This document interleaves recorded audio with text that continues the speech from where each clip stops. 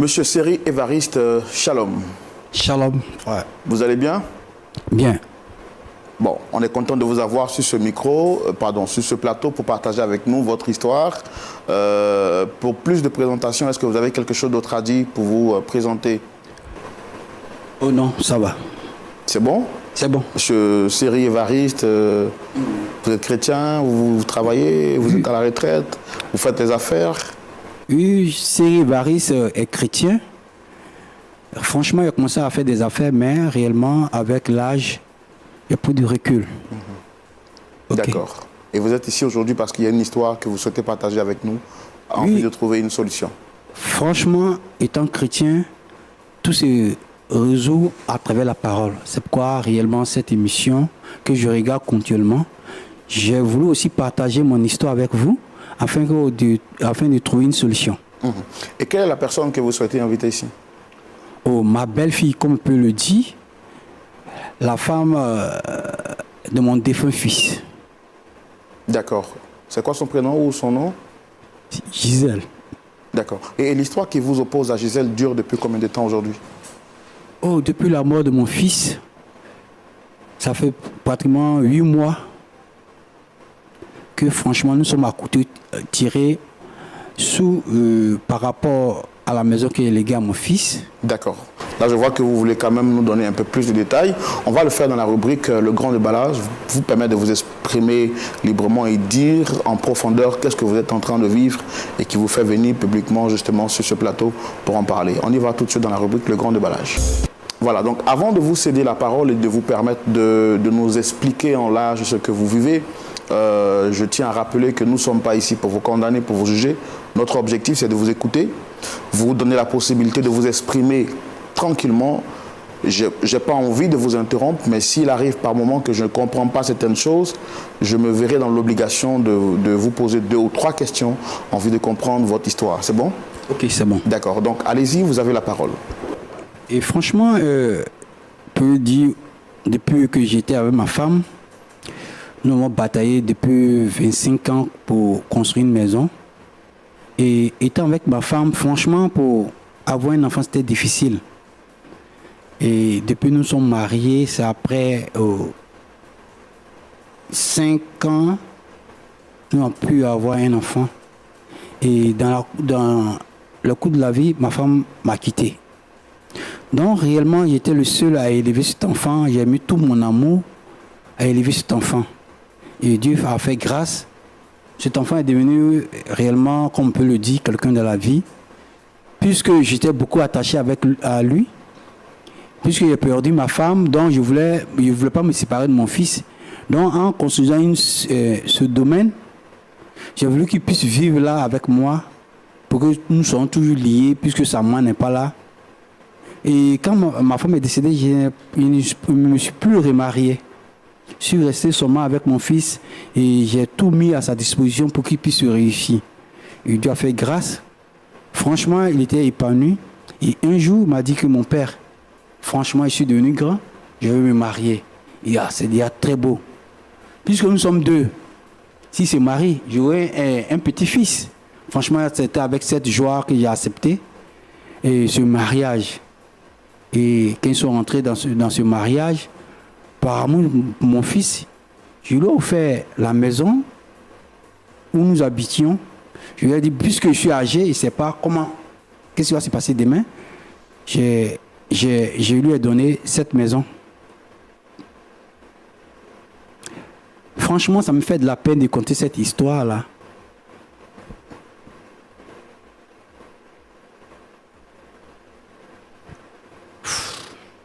Oui, comme je te dis, ça me fait de la peine. Étant entré dans ce mariage avec cette femme, au début, tout allait bien. J'ai vu que mon fils a commencé à demander quelque chose de trop. Je veux dire, si papa, elle est bien, je veux la part de mon héritage. Il lui a dit, mais je suis encore vivant. Tu es le seul. Tout ce qui m'appartient t'appartient. Pourquoi t'as pressé? Et comme ça,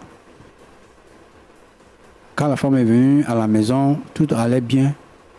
Il m'a dit non, qu'il voulait que je mette son héritage sur le testament. Il a dit, mais le testament t'appartient un peu. Pourquoi tu veux forcément? Ok, j'ai laissé. Dans le courant de la vie, et franchement, mon fils a fait un accident, il est décédé. Franchement, c'était un choc pour moi. Un choc, un véritable choc. J'ai encore la peine de perdre cet enfant-là. Sa mère, plus lui, il ne me reste rien. Rien, puisqu'il n'a pas fait d'enfant. Franchement, je suis beaucoup peiné. Mais qu'est-ce qui vient mettre le couteau encore dans la plaie? Sa femme. À peine. On n'a pas encore fini le deuil. Elle vient pour m'expulser de ma maison qu'elle a construite. Soit disant que elle a fait communauté de bien avec mon fils. Donc, cette maison lui appartient, qu'il doit quitter. Comment vous avez eu information de cette nouvelle? Ok. Un jour, j'étais à la maison, je vois un monsieur qui débarque, il me tend un papier, il dit qu'est-ce que c'est? Il me dit que le vrai propriétaire me dit de quitter la maison. Il dit qui est le vrai propriétaire? J'ai bâti cette maison. C'est moi qui ai bâti cette maison. Regardez sur les papiers. C'est mon nom, mais cette maison, mais je l'ai léguée à mon fils. Puis il était vivant. Donc il me dit que non, c'est la femme de mon fils qui est maintenant le vrai propriétaire de cette maison. Il dit, tu dis quoi? Et franchement, je suis allé vers, puisque quand mon fils est décédé, elle a quitté la maison.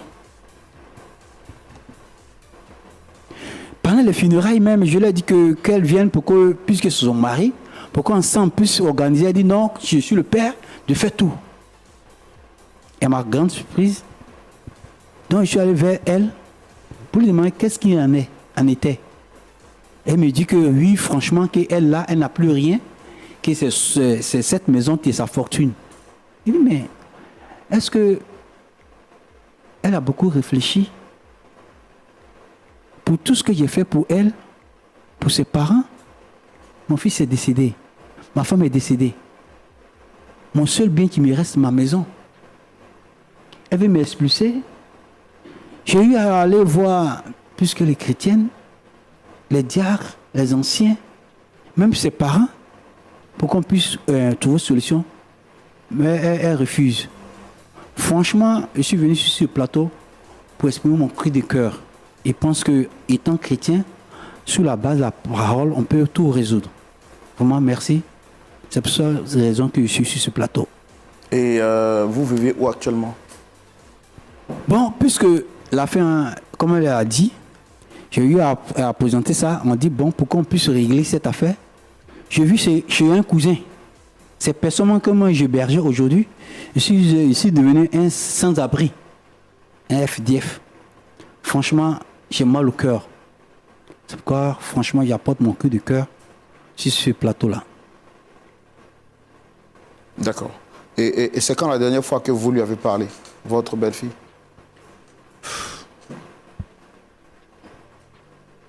Ça ne vaut même pas encore 2 semaines. Puisqu'il ne savait même pas où donner de la tête. J'ai peur d'avoir un AVC à force de réfléchir, je ne sais pas. Puisque le problème me domine. Donc j'ai voulu me tourner vers Dieu. C'est pourquoi je suis sur ce plateau. D'accord. En tout cas, nous on a pris bonne note de ce que vous avez dit. On va essayer donc de recevoir votre belle-fille à votre demande. Alors, Pasteur Tchoumou, l'histoire qui nous est proposée aujourd'hui est l'histoire de notre frère Chesseri. Venu sur ce plateau, il nous fait comprendre qu'il a bataillé, souffert avec son épouse, sa défunte épouse qui n'est plus aujourd'hui, pour apporter une éducation valeureuse et digne de la foi chrétienne à son fils, d'ailleurs son unique fils. Quelque temps après le décès de son épouse, il était donc celui qui jouait à la fois le rôle de père et de mère dans la vie de ce dernier, jusqu'à ce qu'il atteigne aujourd'hui l'âge de la maturité. Ayant atteint l'âge de la maturité, quoi de plus normal en tant qu'un père d'accompagner son fils dans la décision de mariage? Il a été donc informé par ce dernier qui voulait se marier et en tant qu'un père heureux et responsable, il a trouvé juste et nécessaire d'accompagner ce dernier.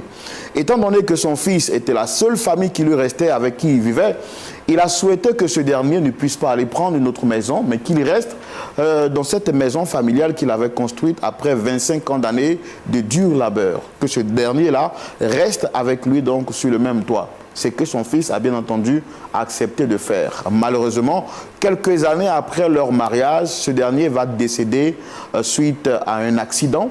Et après donc son décès, il se rend compte qu'il doit libérer la maison. Il se pose donc la question de savoir quelles sont les personnes ou qu'est-ce qui motive le fait qu'il doit expulser ou quitter cette maison.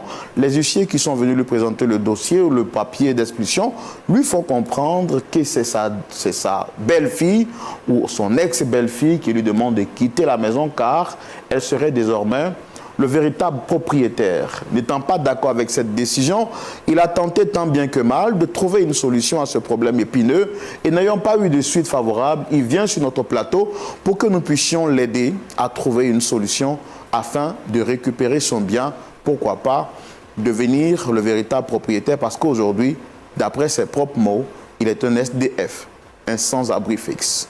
Donc, Pasteur Tchoumou, on a entendu notre frère Seri.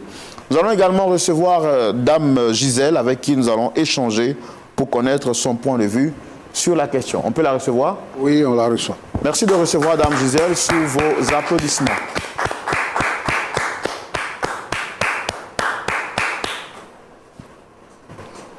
Dame Gisèle, je ne me trompe pas sur le nom, c'est ça? Non. Vous allez bien? Oui, très bien. En tout cas, merci de répondre à notre invitation. Je suis Roland Sambo. Le pasteur Tchoumou est juste à côté, pasteur consultant, moi en tant que présentateur de l'émission. Vous êtes à une émission, Point d'accord. Est-ce que vous la connaissez? Oui. Vous la suivez souvent? Oui. Très souvent. Aujourd'hui, ça ne vous étonne pas d'être sur le plateau, hein? Je suis un peu étonnée. Un peu étonné? Oui. D'accord. Vous êtes ici parce que quelqu'un pour qui vous avez, avec qui vous avez sûrement une affinité a souhaité vous rencontrer pour discuter avec vous en toute transparence, en toute franchise et dans un esprit fraternel. Monsieur Seri, qui est en face de moi, est la personne qui vous a sollicité sur le plateau. Je voudrais vous demander, comme je le fais pour toutes les personnes qui viennent, est-ce que vous le reconnaissez? Oui, je le reconnais. C'est mon ex-beau-père. Comment? Je n'ai pas compris. C'est mon beau-père. C'est votre beau-père? Oui. D'accord. Est-ce que tout va bien entre vous? Oui, tout va très bien. Tout va très bien. Je crois que tout va bien avec le vieux, je n'ai pas de problème avec lui. Tout va très bien. D'accord. D'accord. Bon, en tout cas, ce n'est pas ce qui nous a été dit sur ce plateau, mais comme vous êtes là, on va lui laisser le temps de s'exprimer parce que c'est lui qui a souhaité vous rencontrer. Monsieur Seri, elle nous a dit sur ce plateau qu'elle n'a pas de problème avec vous et que tout va bien. Tu dis quoi? Qu'est-ce qui va bien? Tu ne sais pas? Mais tout va bien, le vieux. Pour cette histoire de maison, tu sais, je veux te dire, cette maison, je l'ai construite avec ma femme. Cette dame qui est décédée, mon épouse. Après son décès, j'étais le seul à élever mon fils. Le vieux. Je vais te le dire. Le vieux.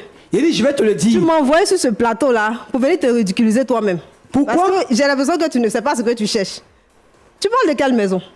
Tu dis quoi? Mais je ne sais pas de quelle maison tu es en train de me parler. Non, attendez, on va lui quand même laisser le temps de s'exprimer. Comme ça, après, vous pourriez tranquillement quand même aussi parler. Ok, allez-y. Oui, il t'a fait venir sur ce plateau pour cette affaire que nous lit depuis la mort de mon fils. Je vais te le dire pour l'histoire. Cette maison, je le considère avec ma femme, ma défunte femme. La mère de ton mari, ton défunt mari. Et depuis la mort de cette femme, il était le seul à éduquer cet enfant. Et Dieu a fait grâce. Il a dit qu'il voulait une femme. Je t'ai accepté dans cette maison. Puisque j'avais l'amour de mon fils, j'ai légué cette maison. Je lui ai donné cette maison. À ma grande surprise, on finit de l'enterrer. Ça ne dure même pas. Il n'a même pas fait le deuil de mon fils. Un beau matin, quelqu'un débarque chez moi. Dans ma maison qu'il a construite. pour me mettre dehors, soi-disant que le vrai propriétaire dit de quitter cette maison. Je mène mes enquêtes et c'est sur toi que je tombe. Mais tu es méchante. Tu es méchante. Tu n'as même pas pensé à la mémoire de ton mari. Si je comprends bien, c'est à cause de cette maison que tu m'as fait venir ici. Pour venir toi-même t'exposer pour t'apporter une honte. Quoi? Cette maison n'est plus à toi. Tu dis? Depuis longtemps, cette maison n'est plus à toi. Pourquoi? Mais cette maison a été léguée à ton fils qui était mon mari. Je vais te le dire. Donc, selon la loi, je suis propriétaire de cette maison. Donc, si tu dois réclamer, je connais bien la loi. Si tu dois réclamer un bien, va sur la tombe de ton fils pour réclamer. Je vais te le dire. Va réclamer à ton fils. Je vais te le dire. Allez, vas-y. Les biens communs avant mariage ne sont pas compris. Ah bon, hein? Cette maison-là, je l'ai construite avec ma femme, ma défunte femme. Le vieux, je vois que là. Pendant 25 ans. Ah ben, 25 ans, c'est rien. Ah bon? C'est rien. Tu n'as encore rien fait.